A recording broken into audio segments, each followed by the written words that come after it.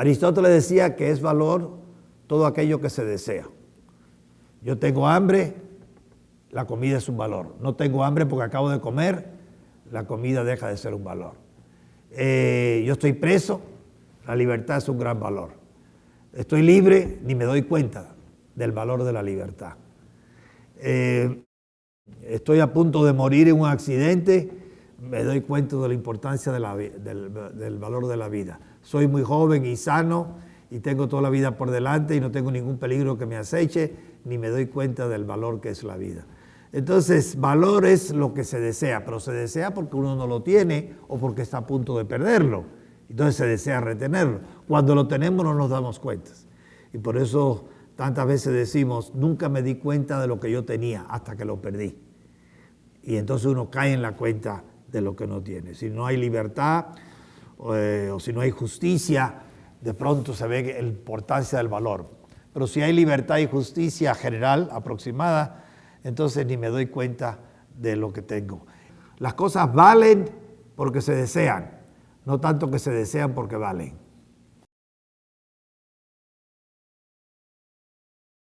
La palabra moral viene del latín mores, que significa costumbres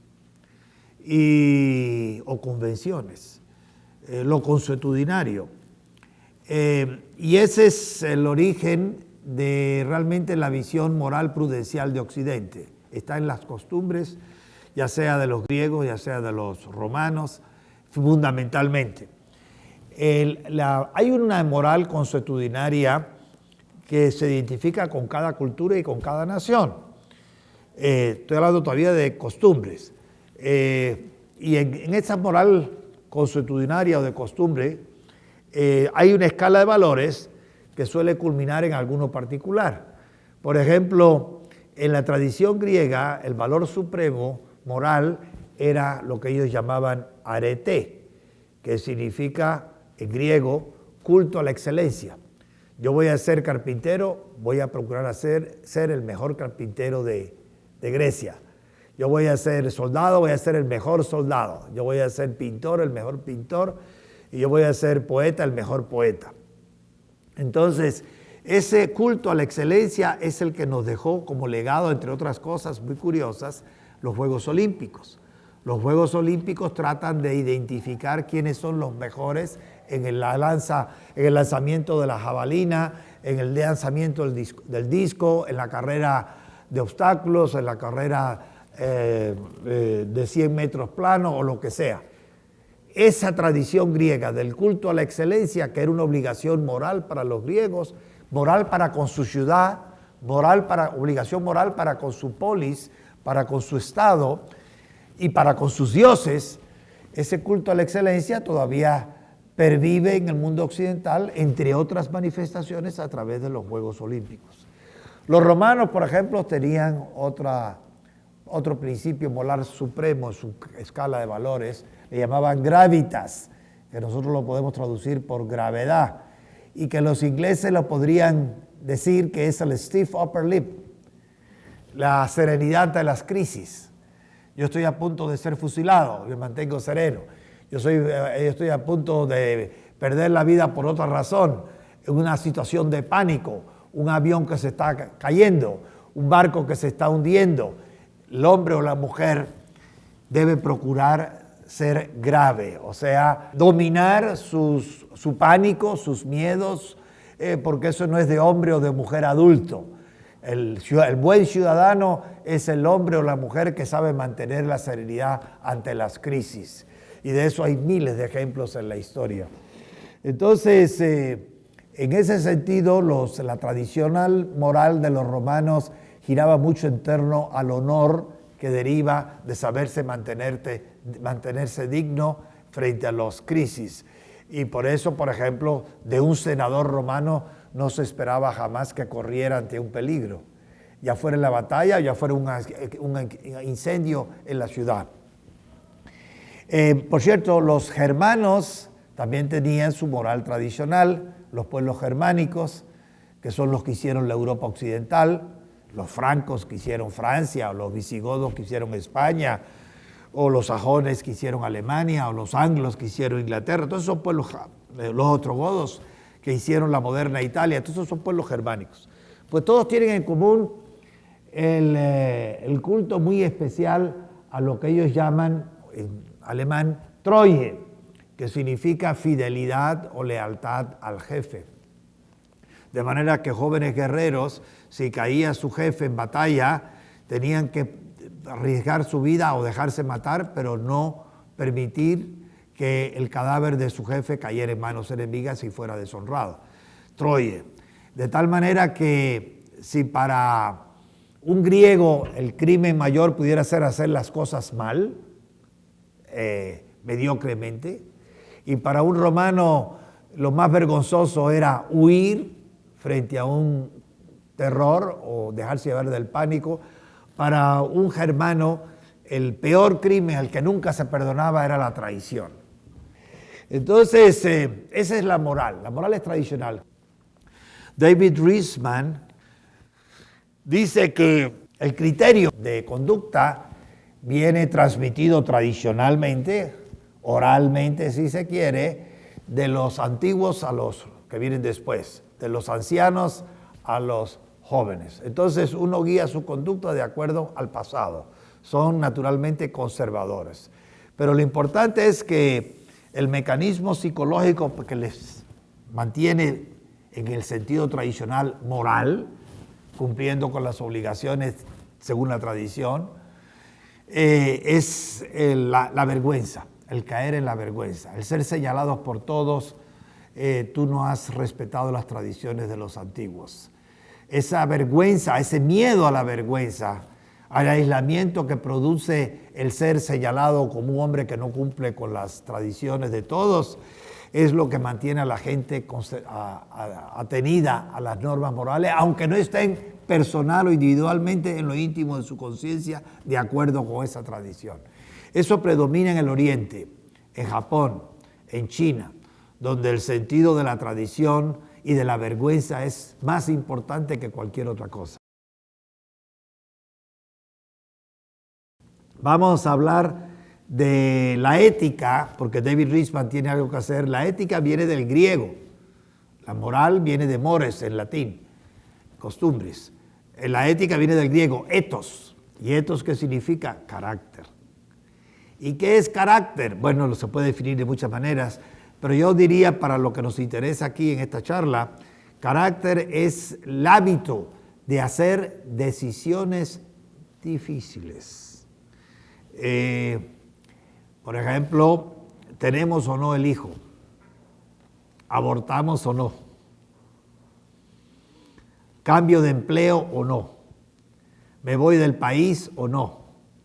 ¿Denuncio un hecho que yo creo reprobable y que me puede traer muy malas consecuencias o no lo denuncio? ¿Me hago la operación donde me dicen que tengo el 50% de posibilidades de quedarme ciego o no? En fin, ¿emigro o no? ¿O defiendo a una persona atacada por malhechores al riesgo de mi propia vida o no? ¿Me dejo hundir con el barco en el naufragio para que se salven personas más débiles o no?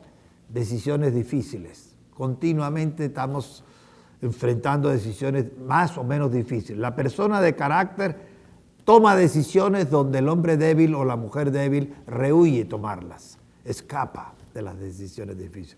Eso es el carácter que los griegos llamaban con el término ethos.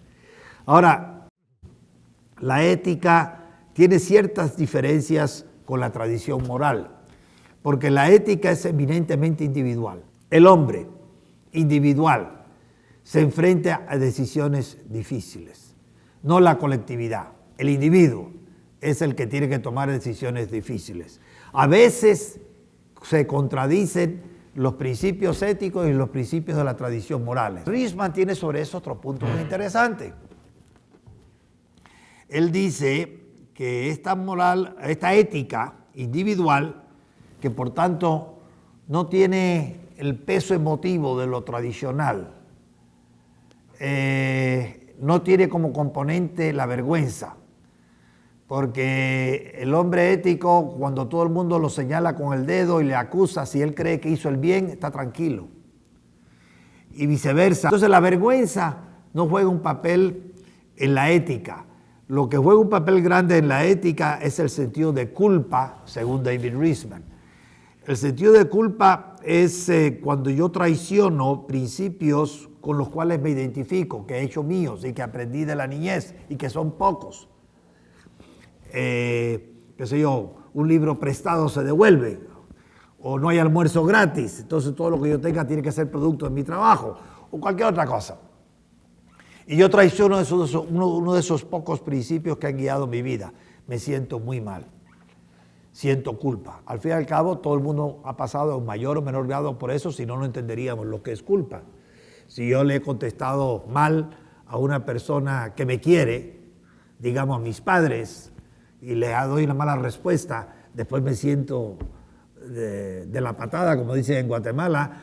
Igual cuando tú hieres a una persona que tú quieres, te sientes sumamente mal, y por eso existe la petición de excusas, o en inglés hay una palabrita muy clara para eso, apologies, porque es la forma de neutralizar el sentido de culpa, que es lo más doloroso que existe. El sentido de culpa se da fundamentalmente dentro de la ética categórica. Tú tienes que hacer esto independientemente de las consecuencias. Y por eso la culpa en la tradición cristiana se identifica con el pecado. El pecado viene a ser culpa. ¿Por qué? Porque yo traiciono principios que yo creo que son verdaderos, que son correctos, que yo hago mío, que he internalizado. Y eso no se ve en los pueblos del Oriente que no son cristianos, pero se ve entre los judíos, se ve entre los cristianos, se ve entre los musulmanes. Recuerden que la tradición categórica es una que interioriza la moral, porque el criterio de si yo hago bien o mal no está afuera, no está en el aplauso, no está en la condena, que eso te lleva a la vergüenza, sino está en mi conciencia, y solo yo sé lo que pasa en mi conciencia y lo que yo quiero hacer. Entonces, Riesman llama a este tipo de hombre inner directed, orientado hacia adentro. Y según él, es el hombre, digamos, que hace una diferencia en la historia.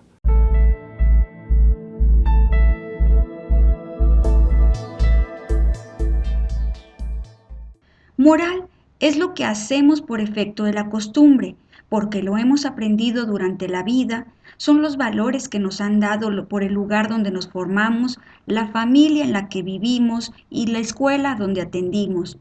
Son esas cosas que hacemos sin cuestionarnos siquiera si realmente es lo bueno, es lo mejor, es lo correcto.